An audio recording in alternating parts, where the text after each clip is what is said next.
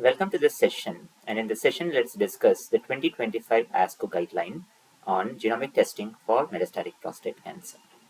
This guideline came in early 2025 in the Journal of Clinical Oncology and discusses 6 pertinent points.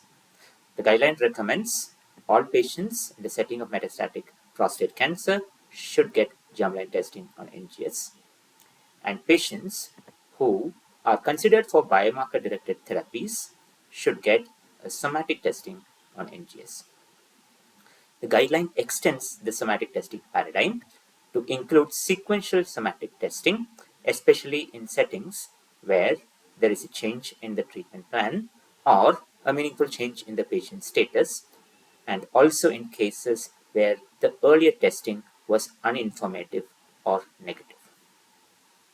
Now, for doing this, what the guidelines suggest is to take the archival tissue for the initial sampling, and for the repeat sampling or for the sequential sampling, either have a ctDNA or liquid biopsy, or if the ctDNA levels are low or the tumor burden is low, then you could take metastatic site biopsy as the tissue.